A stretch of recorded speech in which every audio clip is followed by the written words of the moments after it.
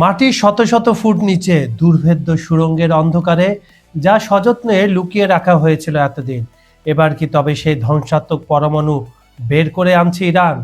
ট্রাম্পের সরাসরি বোমা বর্ষণের হুমকির মুখে দেয়ালে পিঠ ঠেকে যাওয়া তেহরান কি শেষ পর্যন্ত নিউক্লিয়ার বাটন চেপেই দিল?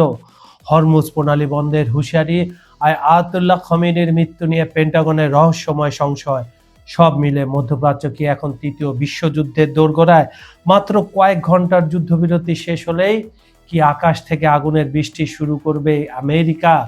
জানলে শিউরে উঠবেন আপনি। খবর সংযোগের টপ নিউজে আজ আমরা এমন এক ভয়াবহ গোয়েন্দা রিপোর্ট এবং যুদ্ধ পরিস্থিতি নিয়ে বিশ্লেষণ করব যা আগে কখনো শোনেননি। ডোনাল্ড ট্রাম্প অত্যন্ত স্পষ্ট ভাষায় জানিয়ে দিয়েছেন ইরানকে তিনি পাথর যুগে পাঠিয়ে দেবেন। অন্যদিকে ইরানের পারমাণবিক দুর্গ থেকে আসছে পাল্টা চ্যালেঞ্জ। বিশ্ব অর্থনীতি কি ধসে পড়বে বাবাল আল মানদেব আর হরমুজ প্রণালীর মৃত্যু ফাঁদে? কেন মার্কিন প্রতিরক্ষামন্ত্রী পিট হেগসেট দাবি করছেন খোমেনি এখনো বেঁচে থাকতে পারেন? ইরানের মাটির গভীর থেকে পরমাণু অস্ত্র বের করা সেই এক্সক্লুসিভ তথ্য সহ যুদ্ধের সবশেষ আপডেট জানতে ভিডিওটি শেষ পর্যন্ত দেখুন।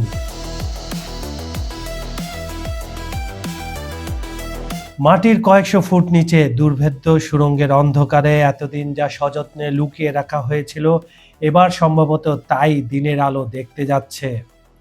আমেরিকার একটানা হুমকি আর ইসরায়েলের সীমাহীন আগ্রাসনের জবাব দিতে তেহরান এখন তাদের তুরুপের তাস অর্থাৎ পারমাণবিক অস্ত্র জনসম্মুখে আনার চূড়ান্ত প্রস্তুতি নিচ্ছে। বিশ্লেষকদের মতে দেয়ালে পিঠ ঠেকে যাওয়ায় ইরান যে কোনো মুহূর্তে পরমাণু শক্তিধর রাষ্ট্র হিসাবে আত্মপ্রকাশ করতে পারে, যার পরিণতি হবে এক ভয়াবহ মানবিক ধ্বংসযজ্ঞ। মার্কিন প্রেসিডেন্ট ডোনাল্ড ট্রাম্প অত্যন্ত স্পষ্ট ভাষায় জানিয়ে দিয়েছেন ইরানের সাথে দীর্ঘমেয়াদী কোনো চুক্তিতে পৌঁছানো সম্ভব না হলে তিনি পুনরায় ভয়াবহ সামরিক হামলা শুরু করবেন। এয়ারফোর্স ওয়ানে দেওয়া এক বক্তৃতায় তিনি হুঁশিয়ারি দেন ইরানের বন্দরগুলোর উপর আরোপিত কঠোর অবরোধ বহাল থাকবে। ট্রাম্পের ভাষায় অবরোধ চলবে এবং আমেরিকাকে বাধ্য হয়ে আবারও তেহরানের উপর বোমা বর্ষণ শুরু করতে হবে। এমনকি তিনি ইরানকে পাথর যুগে পাঠিয়ে দেওয়ার প্রচ্ছন্ন হুমকি আবার দিয়ে রেখেছেন। বিশ্ব অর্থনীতির মৃত্যুফাত। এই উত্তপ্ত পরিস্থিতির মধ্যে ইরান তার সবচেয়ে বড় হাতিয়ার সমুদ্রপথ ব্যবহারের ঘোষণা দিয়েছে। বর্তমানে হরমুজ প্রণালী সম্পূর্ণভাবে ইরানের একক নিয়ন্ত্রণে রয়েছে। তেহরান স্পষ্ট জানিয়ে দিয়েছে আমেরিকা যদি অবরোধ তুলে না নেয় তবে প্রণালী আন্তর্জাতিক বাণিজ্যের জন্য মৃত্যু ফাঁদে পরিণত হবে। এদিকে ইয়েমেনের প্রতিরোধ যোদ্ধারা ওয়াশিংটনকে চরম বার্তা দিয়েছে। এই প্রতিরোধ যোদ্ধারা যে উপপররাষ্ট্রমন্ত্রী হুসাইন আল এজ্জি জানিয়েছেন শান্তি প্রক্রিয়ায় বাধা দিলে তারা বাব আল মান্দাব প্রণালী সম্পূর্ণ বন্ধ করে দেবেন। মাত্র 29 কিলোমিটার চওড়া এই রুটটি লোহিত সাগরকে এডেন উপসাগর ও ভারত মহাসাগরের সাথে যুক্ত করেছে। এটি বন্ধ হলে বিশ্ববাজারের তেল সরবরাহ ব্যবস্থা পুরোপুরি ভেঙে পড়বে এবং সুয়েজ খাল পর্যন্ত কার্যত অকেজো হয়ে যাবে। যুদ্ধ বন্ধে পাকিস্তানের মধ্যস্থতায় গত 11 এপ্রিল ইসলামাবাদে ইরান ও যুক্তরাষ্ট্রের মধ্যে সর্বোচ্চ পর্যায়ে সরাসরি আলোচনা হলেও তাতে কোনো চূড়ান্ত সিদ্ধান্ত আসেনি। তেহরানের উপপররাষ্ট্রমন্ত্রী নিশ্চিত করেছেন মার্কিন যুক্তরাষ্ট্র তাদের ওপর নিজস্ব শর্ত চাপিয়ে দেওয়ার চেষ্টা করায় দ্বিতীয় প্রচেষ্টায় আলোচনা হবে না, আর প্রথম প্রচেষ্টায় আলোচনা ব্যর্থ হয়েছিল। বর্তমানে 2 সপ্তাহের যে সাময়িক যুদ্ধবিরতি চলছে তার মেয়াদ কয়েক ঘন্টার মধ্যে শেষ হয়ে যাবে।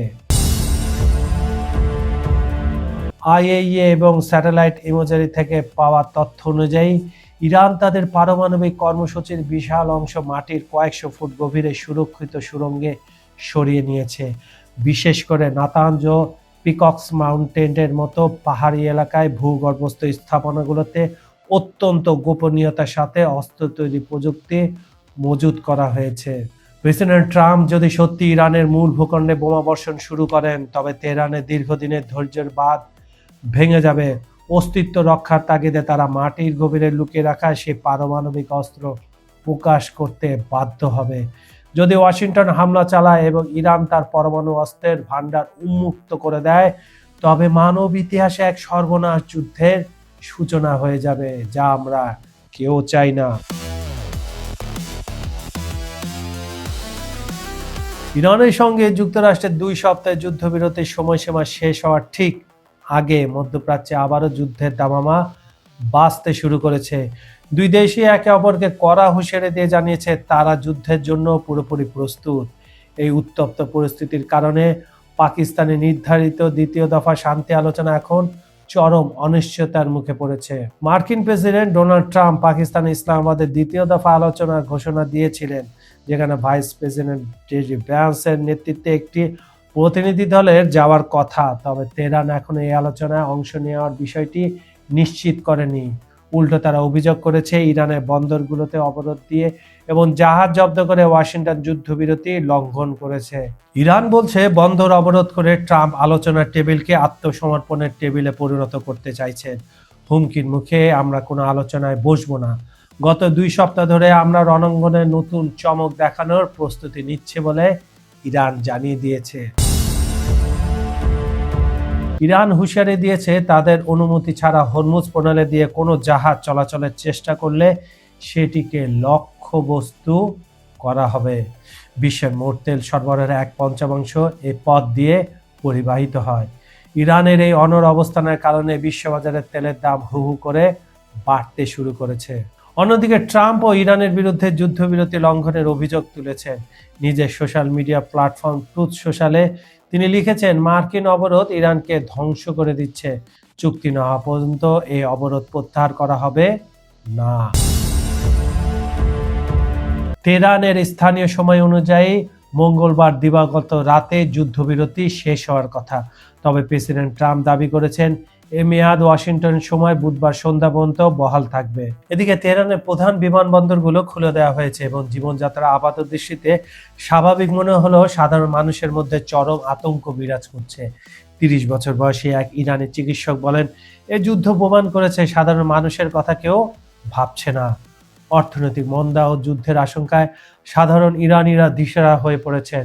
পাকিস্তানে এই আলোচনার জন্য ব্যাপক প্রস্তুতি নেওয়া হলেও দুই দেশের অনড় অবস্থানের কারণে শান্তির আশা বর্তমান ক্ষীণ হয়ে আসছে।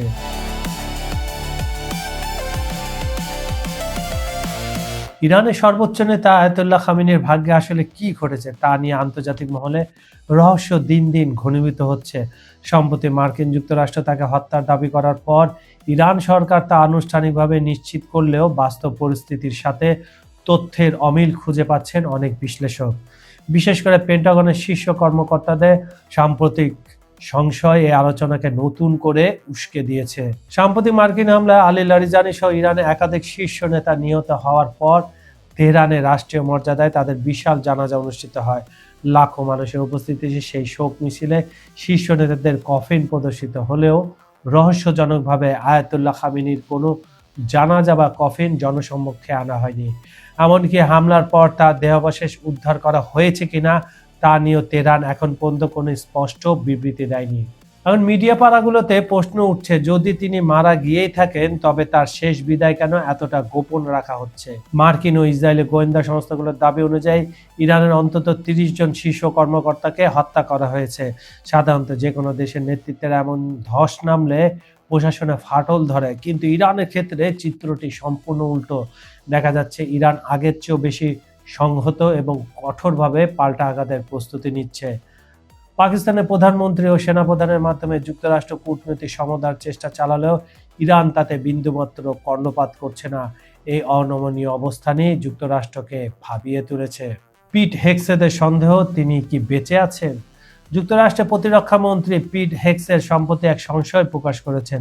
তার মতে ইরানের বর্তমান রাজনৈতিক স্থিতিশীলতা এবং সিদ্ধান্ত গ্রহণে ক্ষিপ্রতা ইঙ্গিত দিচ্ছে পর্দার আড়াল থেকে হয়তো এখনো আয়াতুল্লাহ খামেনি নিজেই নেতৃত্ব দিচ্ছেন। হেগসেথের ধারণা, যুক্তরাষ্ট্রকে বিভ্রান্ত করতে এবং বড় ধরনের কৌশলগত সুবিধা নিতে হয়তো তার মৃত্যুর খবর প্রচার করা হয়েছে অথবা গোপন রাখা হচ্ছে।